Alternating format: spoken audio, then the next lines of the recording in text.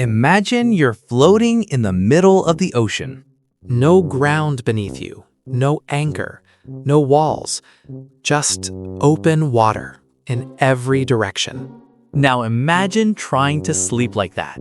They're solving one of nature's most underrated problems. How do you rest when the ocean never does? This is the real reason otters hold hands while sleeping, and it's way more interesting than you think. Sea otters live along the cold coastlines of the northern Pacific Ocean. They spend almost their entire lives in the water, eating in the water, playing in the water, grooming in the water. Most mammals get to sleep on something solid. Sea otters? They got dealt a different hand, literally. Sea otters are the only marine mammals with no blubber layer to keep them warm. Up to 1 million hairs per square inch. That's 10 times more hair in 1 square inch of otter skin than on your entire head. They spend hours every day grooming because that fur traps air bubbles that keep them warm and buoyant. Mess up the fur, you mess up the otter.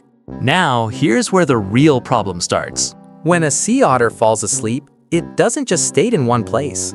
Ocean currents are constantly moving, and a sleeping otter can drift miles from where it started. That's dangerous. Open ocean means no food, no shelter, and a much longer swim back. So what did otters come up with? Solution number 1, kelp. Sea otters will wrap themselves in kelp, giant underwater seaweed. Like a natural seat belt, it anchors them in place while they sleep. But here's the thing, not every part of the ocean has kelp.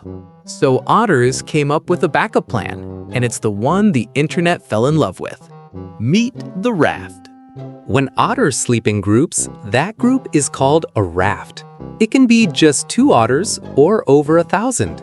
And within that raft, pairs of otters will reach out and hold each other's paws.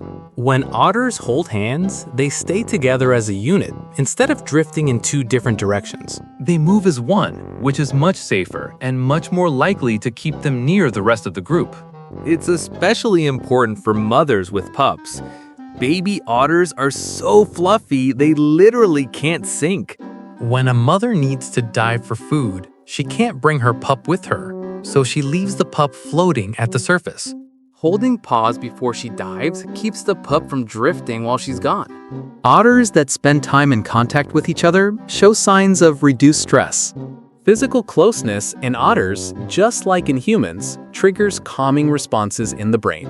So it's practical, it's protective, and it may actually feel good. Nature rarely does just one thing at a time. Sea otters didn't invent hand-holding to go viral. They invented it because the ocean is massive, currents don't sleep, and drifting alone is dangerous. Wrap yourself in kelp if you can. Hold on to someone if you can't. And when things get really uncertain, stick together. For a creature with no blubber, no solid ground, and no GPS, that's not just cute, that's brilliant. Thanks for watching. Stay curious.